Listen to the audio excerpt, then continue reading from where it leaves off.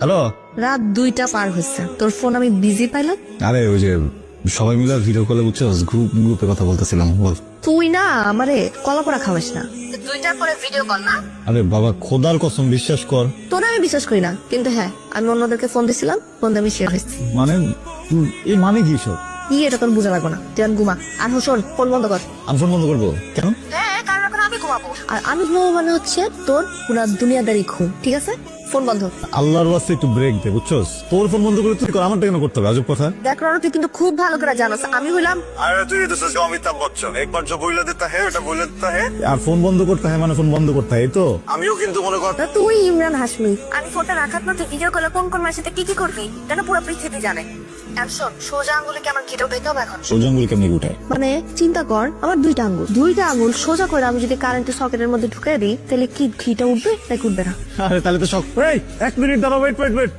চলতে যেতেছস আজ সব ক্যামেরা। ঠিক আছে, যাবো। বন্ধ হয়ে গেছে অলরেডি ফোন।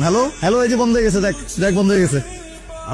আমি তো রেপের কেসে ঢুকে গেছি বুঝছস, আর ভিতরে গেছি। পাপড় মারে না কোনো লাভ নাই মামা, রেপ কেসে তুই কখনই ভিতরে যাবি না, তোর চেহারাই তো সেটা নাই। হ্যাঁ, উল্টা তুই রেপ হয়ে যেতে পার। শোন, আমি না আমার জীবনে অনেক সিনেমা অনেক রকমের ভিলেন দেখছি, কিন্তু তুই কি জানো, তুই তো সকল ভিলেনের আম্মা। তুই ধরা খেয়ে আমার ফেলটা নিশ্চিত করছো। আমি তোরে বদদুয়া দিলাম বুঝছো, তুই সবসময় ফেল করবি, তুই কোনদিন পাস করতে পারবি না। শুধু এই পরীক্ষা কেন, তুই তো সারা জীবনে সব পরীক্ষা ফেল করবি। কারণ নাতি পুতি বাইক না খালা সব মনে কর পাক করে বাইরে যাবো, তুই কোনদিন বাইরে পারবি না বুঝছো না। ফেলের বাক্সে বন্দি থাকবি।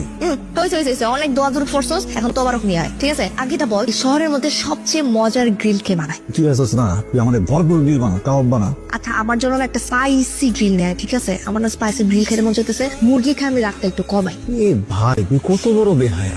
লাইটের বাজে 2টার দিকে তুই আমার কাছে গ্রিল আনতে, তোর জন্য আমি রেপ মামলা খাইতে বাইচা গেছি, তোর জন্য আমি 1 মাসের জন্য সাসপেন্ড হয়ে গেছি। আমার জীবনটা তেজপাতা মানে গ্রিল খাইতে চাও?